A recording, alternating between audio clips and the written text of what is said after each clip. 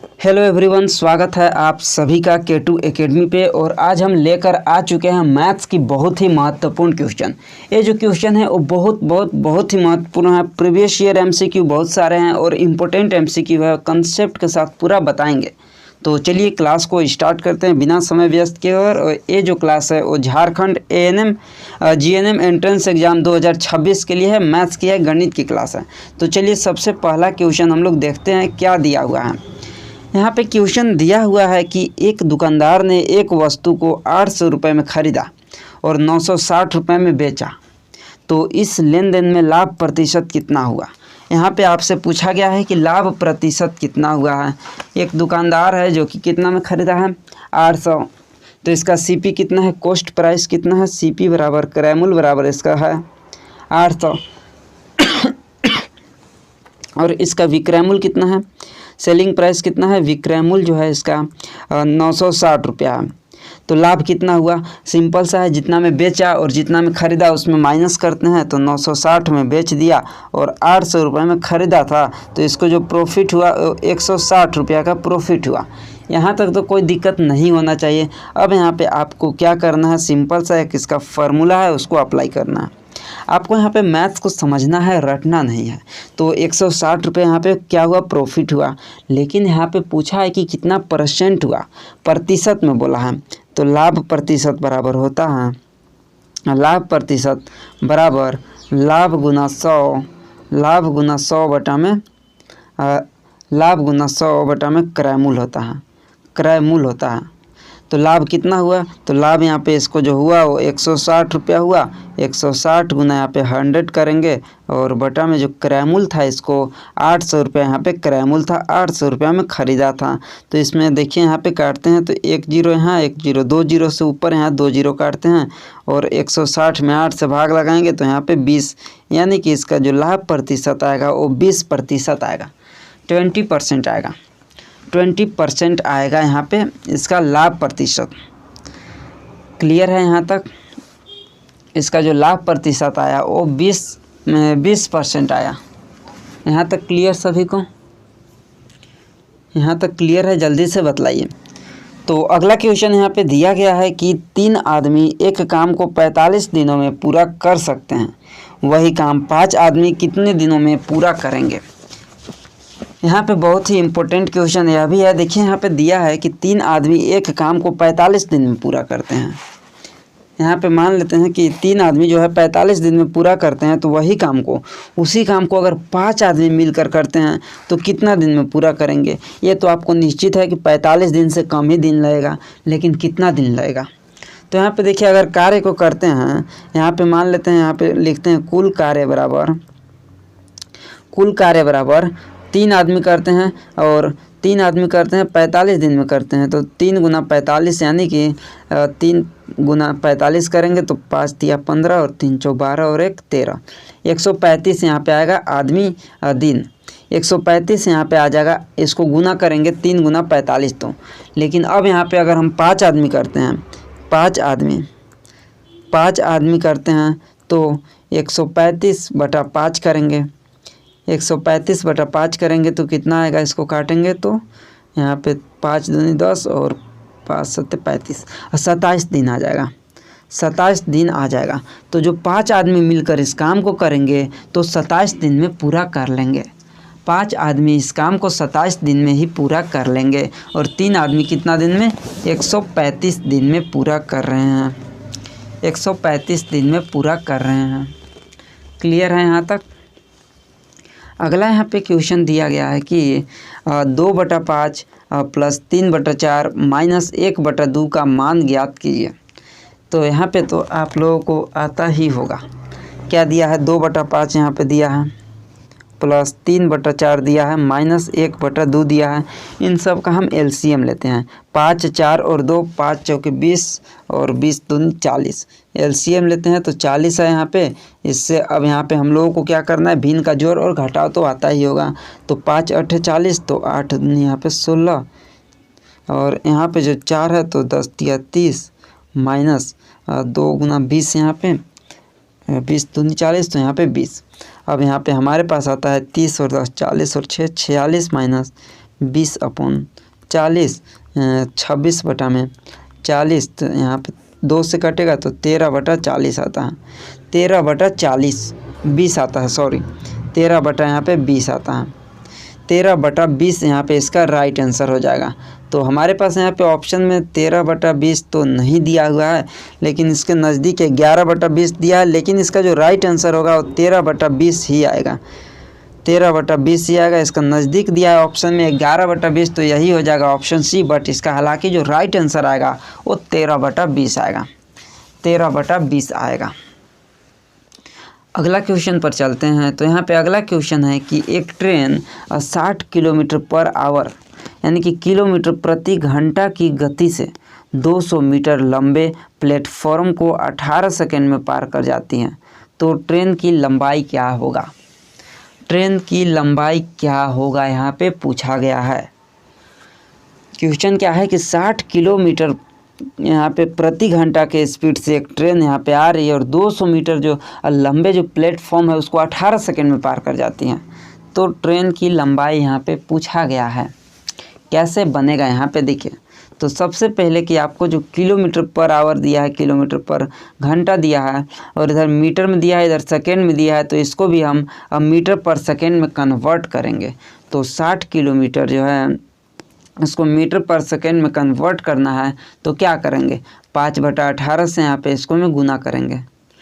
60 गुना 5/18 करेंगे तो यहाँ पे हमारे पास जो आएगा वो कितना आएगा 300 यहाँ पे 18।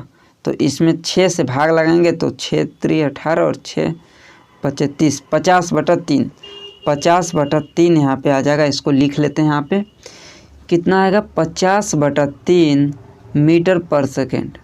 मीटर पर सेकेंड मीटर पर सेकेंड। अब यहाँ पे देखिए 50/3 मीटर पर सेकेंड के स्पीड से यहाँ पे चल रहा है और 18 सेकेंड तक ये चलता है, तो कितना मीटर जाएगा। तो 50/3 गुना हम 18 करेंगे, तो 18 करेंगे तो 3 गुना यहाँ पे 3 6 18 और 6 5 30 300। यहाँ पे क्या आया 300 मीटर आया। 300 मीटर 18 सेकेंड में कितना दूर तक जाता है 300 मीटर तक जाता है। 300 मीटर तक जाता है, लेकिन उसमें से तो 200 मीटर जो है वो लंबा प्लेटफॉर्म ही है। प्लेटफॉर्म को तो पार कर जाता है 18 सेकेंड में, लेकिन उसमें से 200 मीटर लंबा प्लेटफॉर्म है, तो इसमें से माइनस हम 200 कर देंगे तो हमारे पास यहाँ पे ट्रेन की लंबाई आ जाएगा। तो 300 माइनस 200 यानी कि 100 मीटर हो जाएगा। 100 मीटर हो जाएगा इसका राइट आंसर, 100 मीटर। तो यहाँ पे ऑप्शन नंबर बी पे देखिए दिया गया है 100 मीटर। 100 मीटर हो जाएगा ट्रेन की लंबाई। ट्रेन की जो लंबाई हो जाएगा वो 100 मीटर हो जाएगा। 100 मीटर तक हो जाएगा ट्रेन की लंबाई। क्लियर यहाँ तक? यहाँ तक क्लियर। अगला क्वेश्चन है यहाँ पे देखिए कि दो संख्याओं का अनुपात 3:4 है। दो संख्याओं का अनुपात 3:4 है और उनका योग जो है वो 35 है। तो पहली संख्या क्या होगा? पहली संख्या क्या होगा? इसका हम लोग यहाँ पे सिंपल सा निकालना है। कैसे निकालना है वो बहुत ही आसान है, रटना नहीं है। यहाँ पे दो तरीका है। पहला तरीका कि पहली संख्या यानी कि जो 3 है 3:4, तो दोनों को जोड़ देंगे तो 7 आएगा। और पहली संख्या का बोला है तो 3/7 गुना 35 करेंगे तो 7 5 35 और 5 गुना 3 करेंगे तो 15 आएगा। 15 आएगा, यहाँ पे 15 आएगा। लेकिन एक और यहाँ पे तरीका है, बहुत ही आसान तरीका है। क्या होगा? दो संख्याओं का अनुपात 3:4 है। तो माना कि पहली संख्या जो हो जाएगा, पहली संख्या जो हो जाएगा वो 3x हो जाएगा। पहली संख्या जो है वो 3x हो जाएगा और दूसरी संख्या जो है वो कितना हो जाएगा 4x हो जाएगा। क्योंकि 3:4 में है तो पहली संख्या 3x और दूसरी संख्या 4x, और उन दोनों का जो योग है यानी कि जोड़ने पर हमारे पास 35 आता है। तो दोनों को जोड़ते हैं तो 3x + 4x बराबर कितना आ रहा है 35 आ रहा है। अब देखिए 3 और 4 को जोड़ते हैं तो 4 और 3 7x बराबर 35 आएगा। तो x बराबर कितना आ जाएगा 35/7 आ जाएगा। इसमें काटेंगे तो x बराबर 5 आ जाएगा। x बराबर 5 आ जाएगा। x बराबर 5 आ जाएगा, लेकिन अभी आंसर हमारा नहीं आया है। अब क्या करना है, जो x का जो मान हमारे पास 5 आया इसको यहाँ पे रखना है 3x में और 4x में। तो पहली संख्या पूछा है तो हम 3x के अंदर रखेंगे, अगर दूसरी संख्या पूछा होता तो 4x के अंदर रखेंगे। तो यहाँ पे 3x 3 गुना x के जगह पे 5 रखेंगे तो 3 गुना 5 यानी कि 15। अगर दूसरी संख्या पूछता तो 4x तो 4 गुना 5 करेंगे तो यहाँ पे, और यहाँ पे दूसरी संख्या में तो 4 गुना यहाँ पे 5 रखेंगे तो यहाँ पे 20 आ जाएगा, 20 आ जाएगा। तो पहली संख्या 15 और दूसरी संख्या 20 और दोनों का योग करेंगे तो 20 और 15 को अगर जोड़ते हैं तो 35 आ जाएगा। 20 और 15 को जोड़ते हैं तो 35 आ जाएगा। क्लियर है? क्लियर है यहाँ तक? तो पहली संख्या यहाँ पे 15, अगर दूसरी संख्या पूछता सेकेंड, अगर यहाँ पूछता तो 20, दोनों को जोड़ने पर हमारे पास यहाँ पे 35 यहाँ पे निकल कर आ जाता है। अगला क्वेश्चन है, यहाँ पे देखिए कि एक वस्तु को उसके क्रयमूल्य का 90% क्या है यहाँ पे क्वेश्चन देखिए यहाँ पे है कि एक वस्तु को उसके क्रयमूल्य का 90% पर बेचा गया और विक्रयमूल्य का 20% लाभ के रूप में लिया गया, तो एसपी यानी कि सेलिंग प्राइस विक्रयमूल्य अपॉन कॉस्ट प्राइस यानी क्रयमूल्य का अनुपात क्या होगा? विक्रयमूल्य अपॉन क्रयमूल्य का अनुपात क्या होगा? क्रयमूल्य का अनुपात क्या होगा? यही क्वेश्चन यहाँ पे पूछा है, यही क्वेश्चन यहाँ पे पूछा गया है, यहाँ पे यही क्वेश्चन पूछा गया है। तो मान लेते हैं कि वस्तु का जो विक्रयमूल्य है, माना कि वस्तु का विक्रयमूल्य है, वस्तु का विक्रयमूल्य जो है वो हम मान लेते हैं x, वस्तु का विक्रयमूल्य हम मान लेते हैं x। तो हम अब यहाँ पे प्रश्न से आते हैं, तो प्रश्न में दिया है कि वस्तु का जो CP है, जो CP यानी कि क्रयमूल्य जो है वो 90% है। तो प्रश्न से आते हैं, तो वस्तु का क्रयमूल्य जो है वो 90% पर बेचा गया है। वस्तु का जो यहाँ पे सीधे हम लिखते हैं CP यानी कॉस्ट प्राइस, यहाँ पे वस्तु का जो CP है प्रश्न में दिया है वो 90% पर अब बेचा गया है, 90% पर बेचा गया है। तो यहाँ पे क्या आ जाएगा? सेलिंग प्राइस बराबर, सेलिंग प्राइस एसपी बराबर जो आ जाएगा वो सीपी का 90%, सीपी का 90% आ जाएगा। तो सेलिंग प्राइस एसपी और सीपी बराबर कॉस्ट प्राइस यानी क्रयमूल्य, तो सीपी का 90% यहाँ पे आ जाएगा। तो अब यहाँ पे एसपी बराबर जो हो जाएगा, एसपी बराबर 0.9 गुना सीपी, क्योंकि 90% बराबर 0.9 ही आता है। तो एसपी और इधर जो सीपी है इसको नीचे यहाँ पे लाएंगे, एसपी बटा सीपी बराबर 0.9। तो ऑप्शन नंबर बी है, ऑप्शन नंबर बी पे ही दिया है 0.9, तो इसका राइट आंसर हो जाएगा ऑप्शन नंबर बी। अगला यहाँ पे क्वेश्चन दिया है कि अभिन्न 1/3, 1/4 और 1/5 का योग निकालने के लिए सबसे छोटा समापवर्तक ज्ञात कीजिए। सबसे छोटा यहाँ पे एलसीएम रिक्वायरमेंट टू एडेड 1/3 + 1/4 + 1/5। तो सबसे छोटा कौन आएगा? 3, 4 और 5 का एलसीएम लेंगे, यही सबसे छोटा आएगा। तो 3, 4 और 5 का एलसीएम लेते हैं तो कितना आएगा? 3 × 4 यानी 12 और 12 × 5 यानी कि 60। सबसे छोटा यहाँ पे एलसीएम 60 आएगा, 60 आ जाएगा इसका सबसे छोटा एलसीएम। तो ऑप्शन नंबर ए। अगला यहाँ पे क्वेश्चन है कि पाइप ए एक टैंक को 10 मिनट में भर देता है, पाइप बी उसी टैंक को 15 मिनट में खाली कर देता है, तो दोनों एक साथ खुले तो टैंक भरने में समय कितना लगेगा? यहाँ पे क्वेश्चन दिया है कि 2 पाइप हैं, एक पाइप ए है, एक पाइप बी है। जो एक पाइप है वो टंकी को भरने में लगा हुआ है और दूसरा पाइप जो है वो टंकी को खाली करने में लगा है। तो अगर दोनों को एक साथ चालू किया जाए, एक पानी भरने में एक पानी खोलने में, तो कितने मिनट के बाद ये जो टंकी है कितने समय में वो भर जाएगा? यही क्वेश्चन यहाँ पे बोला है। जो टंकी एक है वो 10 मिनट में भर देता है, लेकिन जो टंकी बी है वो 15 मिनट में खाली भी कर देता है, और दोनों एक साथ चालू है तो कितने मिनट में होता है? इसको हम लोग यहाँ पे देखते हैं, इसको हम लोग यहाँ पे देखते हैं। तो देखिए क्या होगा यहाँ पे। तो सबसे पहले जो हमारे पास यहाँ पे जो आएगा वो क्या आएगा? तो पाइप ए की दर हम देख लेते हैं। तो सबसे पहले यहाँ पे पाइप जो ए है, पाइप ए के बारे में हम लोग देखते हैं। तो पाइप ए टैंक को 10 मिनट में भर देता है। पाइप ए जो है वो टैंक को कितने मिनट में भर देता है? 10 मिनट में। तो अगर पाइप ए जो है वो 10 मिनट में भर देता है तो हम सबसे पहले मान लेते हैं, इसलिए 1 मिनट में वो कितना भरेगा? 1 मिनट में वो कितना भरेगा? तो 1/10 भाग भरेगा। 1 मिनट में 1/10 भाग भरता है।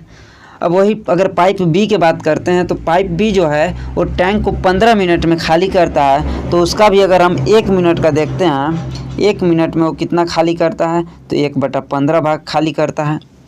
पाइप ए 1/10 भाग भरता है और पाइप बी 1/15 भाग खाली करता है 1 मिनट के अंदर। जब दोनों पाइप को एक साथ खोलें तो 1 मिनट में कितना भरेगा? तो 1/10 यहाँ पे 1/10 माइनस 1/15 करते हैं तो यहाँ पे कितना निकल कर आता है?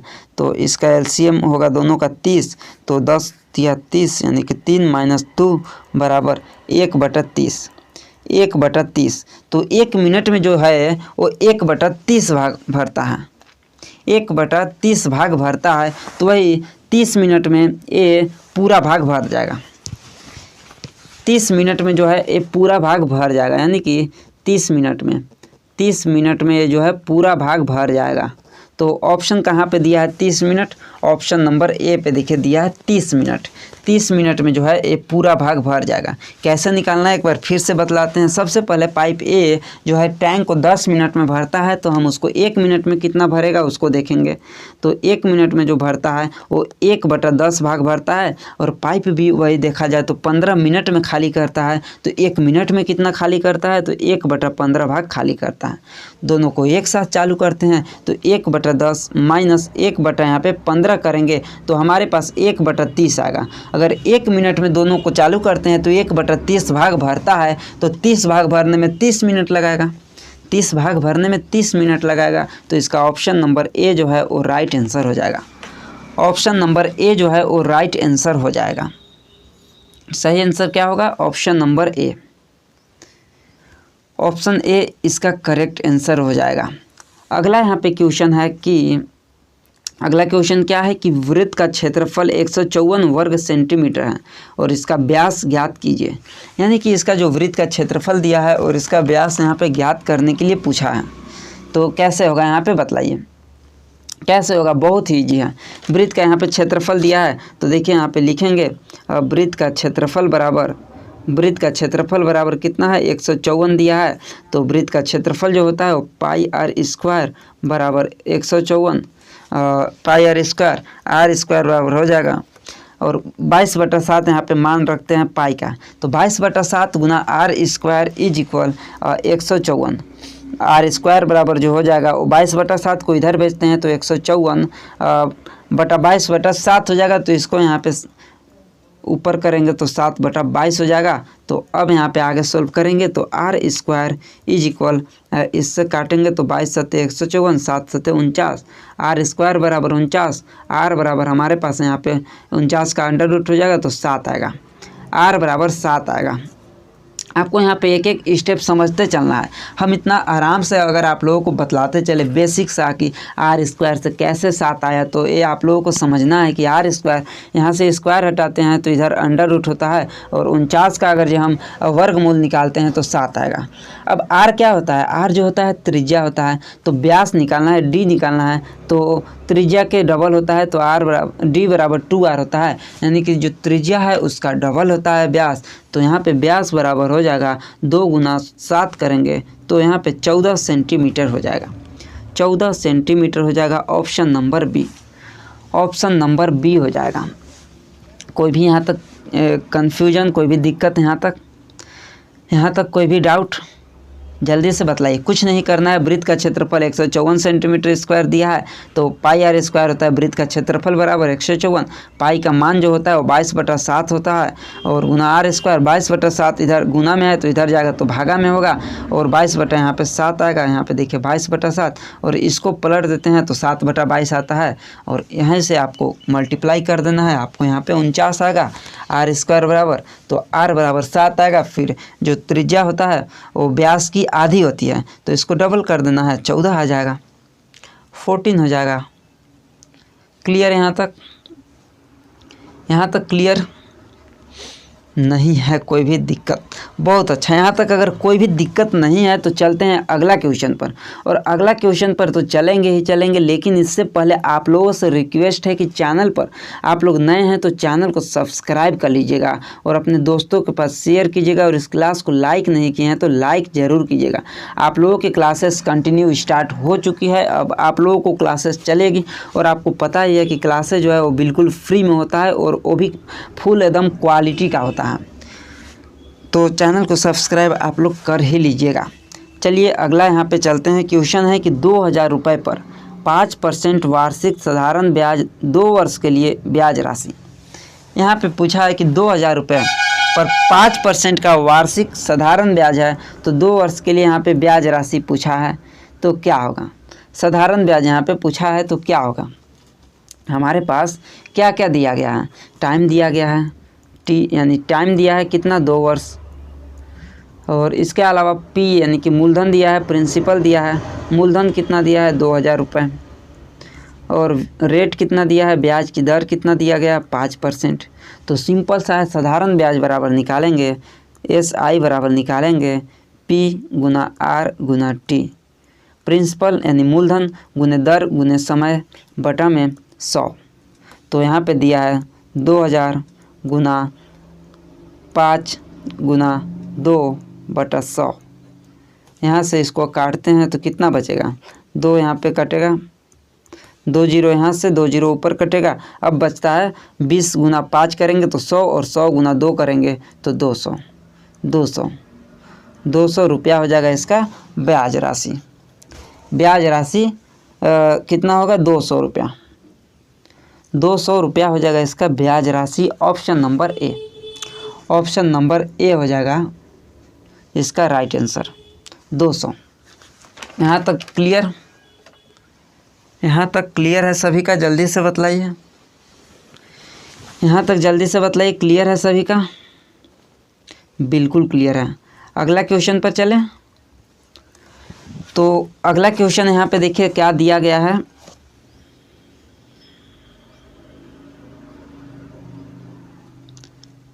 अगला यहाँ पे क्वेश्चन देखिए दिया गया है कि CP 400 रुपये 20%।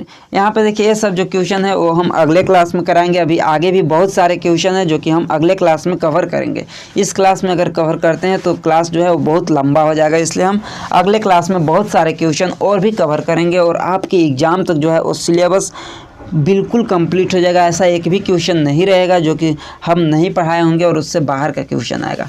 तो हम आप लोगों को पूरा कंप्लीट करा देंगे, और साइंस का भी क्लासेस हो रही है, मैथ्स का भी हो रहा है, जीके का भी हो रहा है, और इंग्लिश का भी एक क्लास हो चुका है, उसका भी कंटिन्यू क्लासेस होगा। तो आप लोग चैनल को सब्सक्राइब करने के साथ साथ अपने दोस्तों के पास शेयर ज़रूर कीजिएगा, क्योंकि बिल्कुल फ्री में क्लासेस हो रहा है आप लोगों के लिए। तो आप लोग क्लासेस को कंटिन्यू ज़रूर कीजिएगा। मिलते हैं अगली क्लास में।